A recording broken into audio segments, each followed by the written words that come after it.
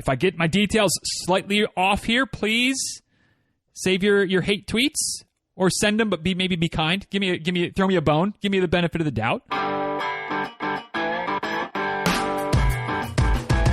Episode 975 of Diz Runs Radio is a quick tip episode. Today's quick tip: overlooked factors affecting your heart rate.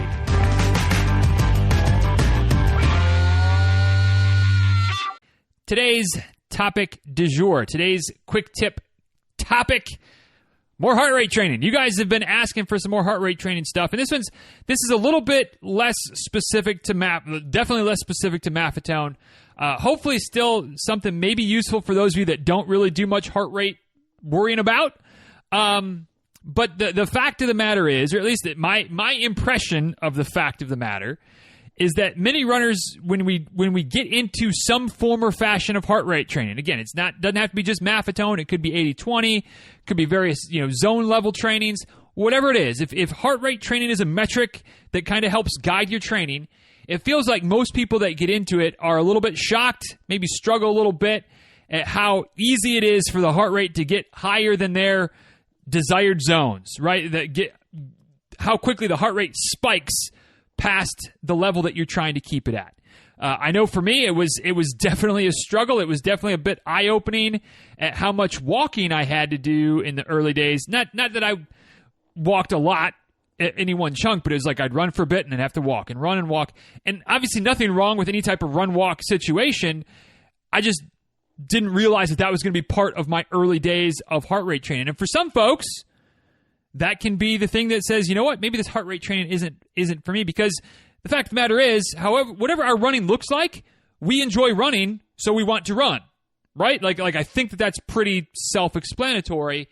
And so if you're dabbling in the idea of heart rate training and it forces you to do a lot more walking than maybe you're comfortable doing, or maybe than you want to do, you're like, maybe not.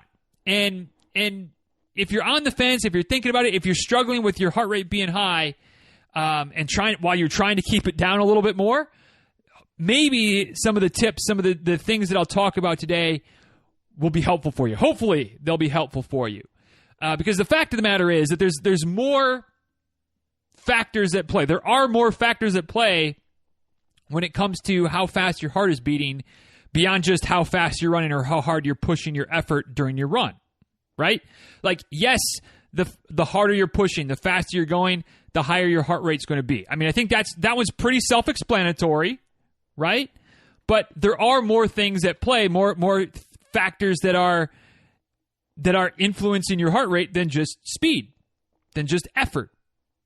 Some of the ones that are more running related and maybe a bit more obvious, running uphill. Yeah, it's harder than running on a flat surface, right? And so if it's harder, probably your heart rate's going to go up. Makes sense.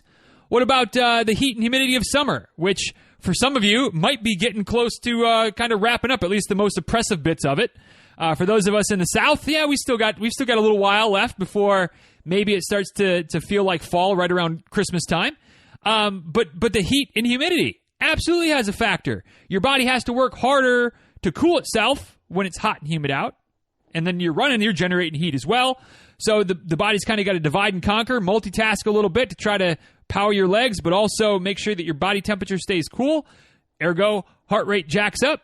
And again, if you're training based on heart rate, that means you've got to slow down, maybe do some walking in order to try to keep that heart rate where you want it to be because of the environmental factors. So again, those two, I think, fairly self-explanatory. Maybe not a whole lot you can do about it, right? If you live in New Hampshire or North Georgia or Colorado or anywhere where every direction you go out of your house is up a hill or up a mountain, there's only so much you can do. That's where you're going to run. I guess you could get a treadmill, but we all know that's not something that I'm willing to do. You do you. No shade against those that run on a treadmill, just not something I'm going to put up with. Similarly for the heat and humidity, not something something I'm going to have to deal with, right? And so not a whole lot you can do to try to influence those factors. Yes, you can try to slow down a little bit, run a little bit at an easier level. Maybe that includes walking a little bit, but those are just that's just kind of part of the process of any type of heart rate training theory that you're adhering to.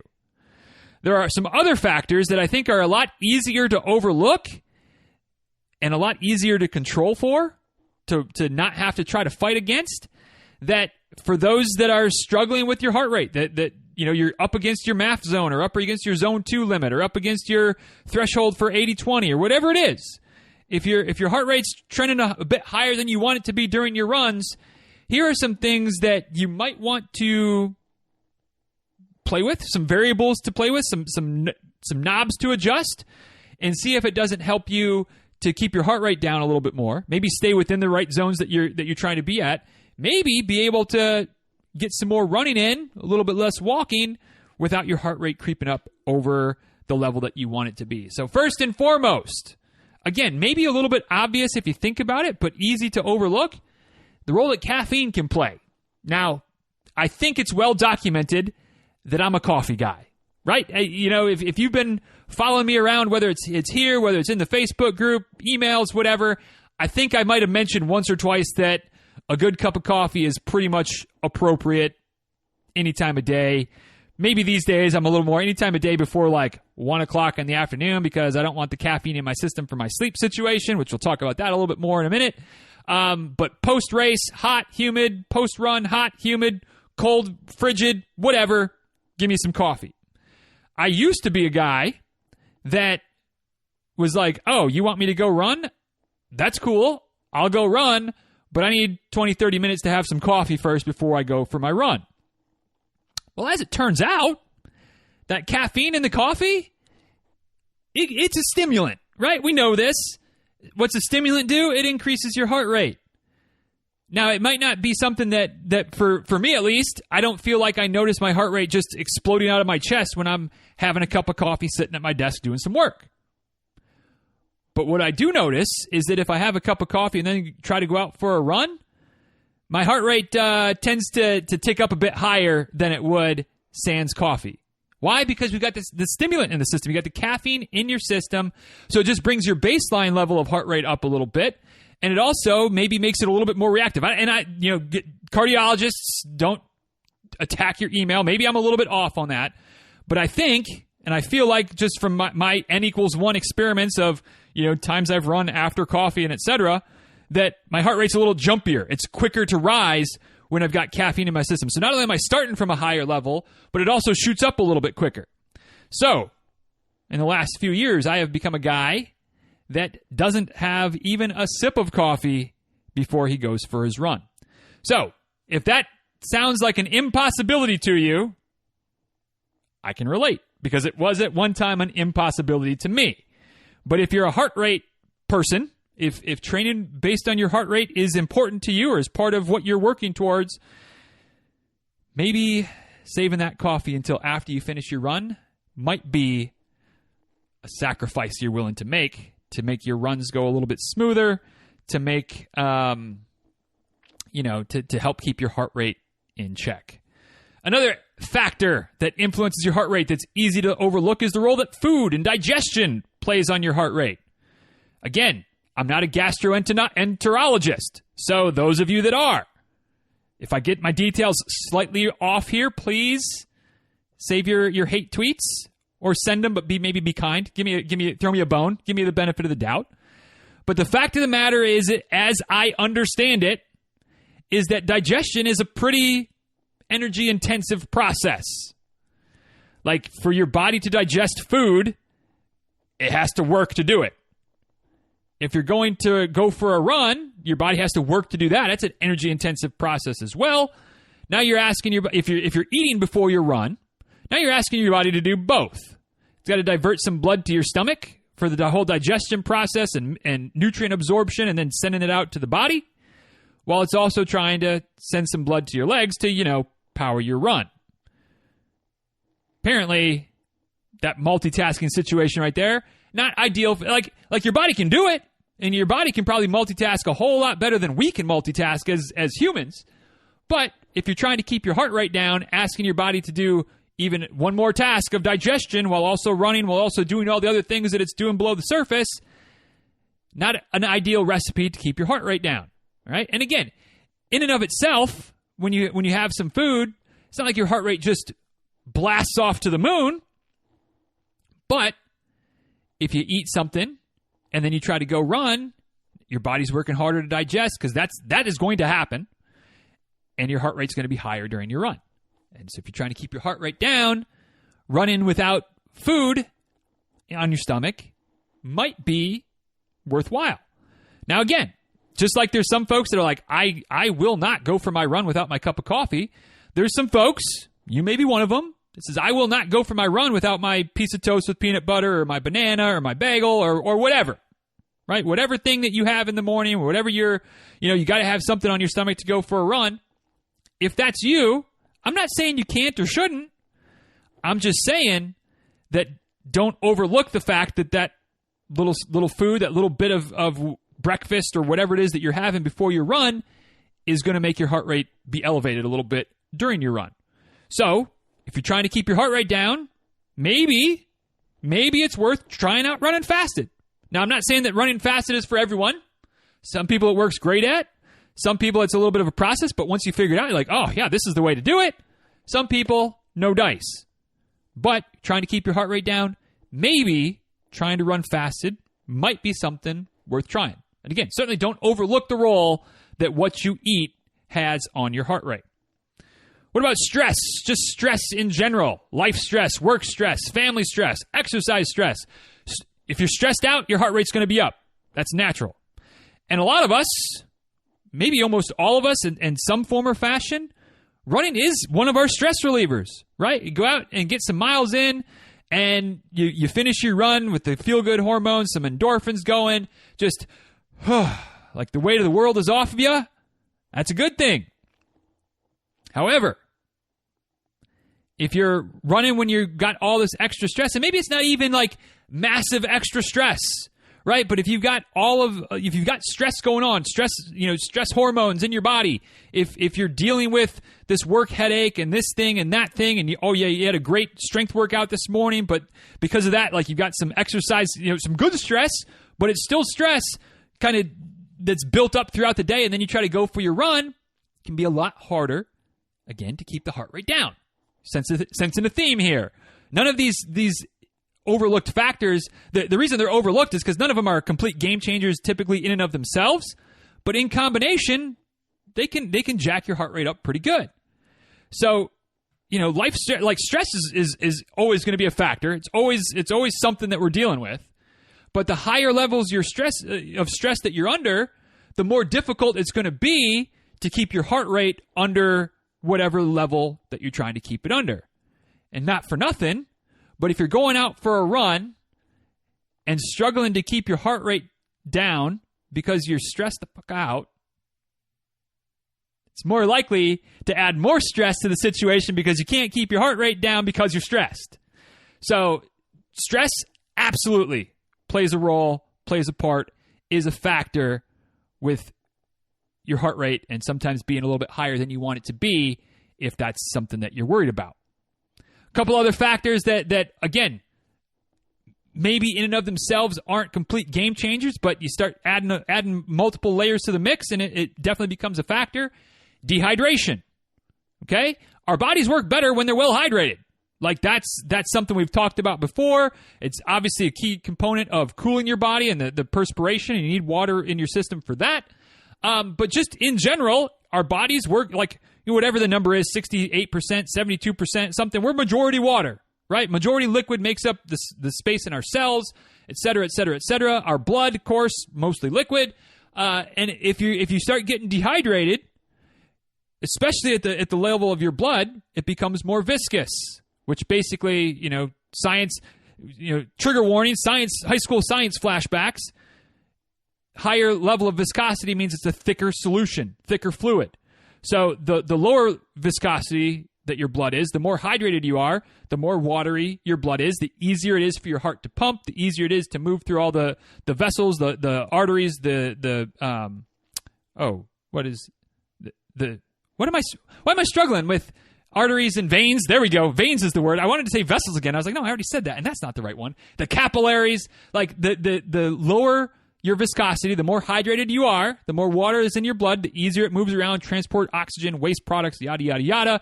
And oh, by the way, the easier it is for your heart to pump it around as well. You know, you get a real liquidy level of your blood. One beat, it goes crazy. Gets a little more sludge-like, and not so much. Now, obviously, maybe that's a little bit oversimplified, because if you're dehydrated to the point that your blood is sludge, you got bigger problems than you're keeping your heart rate down during your run. But every little bit makes a difference, right? So making sure that your body is well hydrated consistently, not just chugging a bunch of water before you go for a run, because anybody who's made that mistake before, he says as he raises his hand, that doesn't work real well either. So make sure you're drinking plenty of fluids throughout the day, keeping your body in a well-hydrated state. That's going to help maybe not help bring your heart rate down, but if you get into a dehydrated state, it's going to go up a little bit. So stay hydrated. Last but not least on the list today, although there's probably a dozen other factors that I could also get into, lack of sleep. You know, I'm going to get on my sleep soapbox here again for a minute, but there may not be a thing that you can do for your health, running or otherwise, that's better for you than getting enough sleep. Sleep is huge. Sleep is awesome. Sleep does all the things, all the repair work, all the balancing of systems, all the things that go on underneath the hood that we don't even think about. They happen best when we get ample sleep.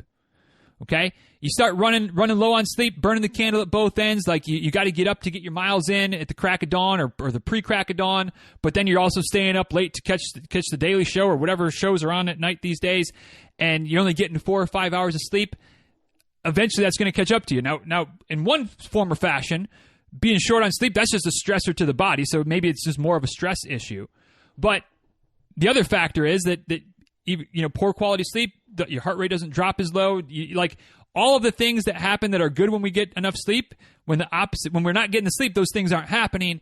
And that makes our body work harder to try to repair itself, to do the things that we need to do. Body's working harder, heart rate's up.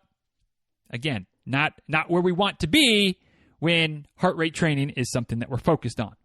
So, you know, those factors are easy to overlook in terms of, like I just got to do what I got to do. I got to have that cup of coffee. I got to have a bite to eat. Stress is just like going for my run after work is the best thing I can do to de-stress. Hydration, lack of sleep, like all those things may not be the first thing you think about when it's like, why can't I keep my heart rate down? Well, maybe some of those factors, maybe all of those factors are at play. So as we're wrapping up, here's my 2 cents for whatever it's worth. And it might not even be worth 2 cents. All right. I'll throw that out there. Obviously, you've got to do what you've got to do to get your miles in when it's the best for you based on your life situation, your schedule, et cetera, et cetera. If heart rate training, and again, in whatever form or fashion that you're doing it in, if heart rate training is your thing and you're trying to really get to it and you're struggling with keeping your heart rate down, my advice, based on primarily what's worked best for me, so I'm N equals 1, I recognize, but I feel like this has worked for some other folks as well. You know, is it conclusive? But might be worth a shot, is to try to get your runs in the morning. Now, I'm not saying you have to be a morning runner to benefit from heart rate training. I'm not even saying that you should be a morning runner to benefit from heart rate training, or at least to have the best chance to benefit from heart rate training. What I'm saying is that for me, it's pretty clear that if I go for my runs first thing in the morning, there are fewer of the factors that we just talked about are at play than if I go later in the day. How so? Well, the heat. If you run before the sun, it might still be hot, but usually when the sun comes out, it gets worse. Okay? So getting that run in first thing in the morning, or maybe when the dawn is first breaking, like that's, at least in the summer months, and again, in Florida, that's all year round, that's probably the best time of day to mitigate the impacts of the heat. Now, it's still not, it still might be 75 degrees, which still might be hot enough to bring things up a little bit, but that's better than when it's 92 degrees and the sun's banging on you, right? So getting out early helps to beat the heat a little bit. What about caffeine? Like I said, I used to be I got to have my coffee first thing guy. I still would rather have my coffee first thing guy, but if I can sneak out the door, get my miles in, and then have my coffee, it works. If I'm not going to run until 4 or 5 o'clock in the afternoon, guess what? I'm not abstaining from coffee all day. So getting it in early, get my run done while I'm still half asleep and before the girls wake up, makes it a little bit easier to avoid the caffeine before I get going.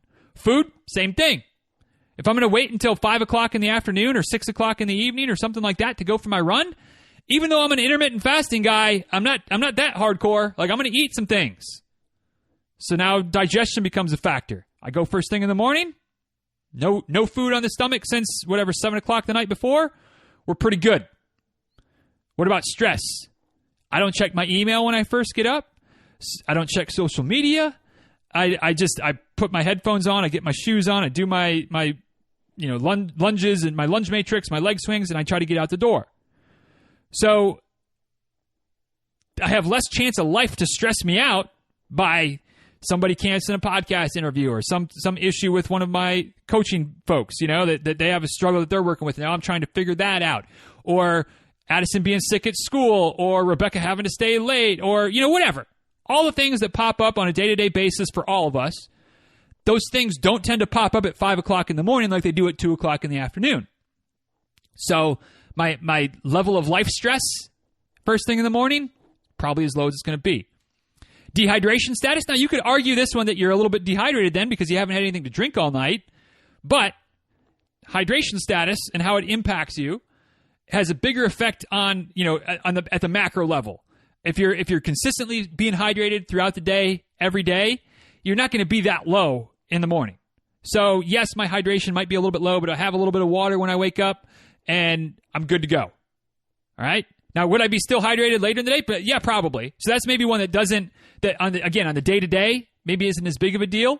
So just make sure you're staying hydrated day-to-day, and that one kind of takes care of itself no matter what time of day you're going to run.